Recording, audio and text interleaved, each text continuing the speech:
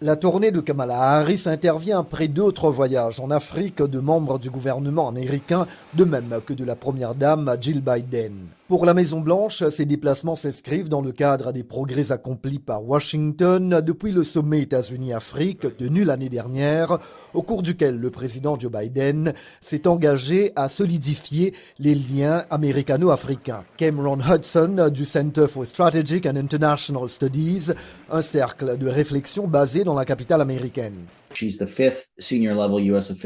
la 5e personnalité de l'administration américaine à se rendre en Afrique. Elle aura visité avec ses collègues près d'un quart de ce continent rien qu'au cours des 3 derniers mois. C'est donc une attention et une diplomatie sans précédent accordée à l'Afrique, plus que nous n'en avons jamais vu de la part d'une précédente administration américaine. À mon avis, c'est cela le plus important.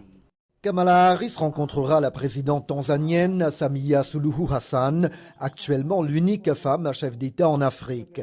Avec elle et avec les dirigeants des autres pays que Mme Harris visitera, il sera notamment question des engagements de ces États africains au chapitre de la démocratie.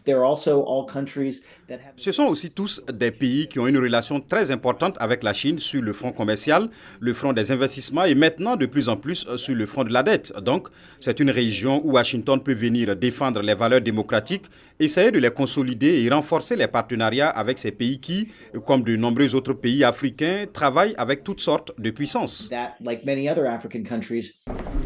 Autre sujet à l'agenda, l'invasion de l'Ukraine par la Russie que beaucoup de pays africains n'ont pas encore condamné, de même que les problèmes liés aux droits de l'homme. John Kirby, le porte-parole du Conseil de sécurité nationale de la Maison-Blanche.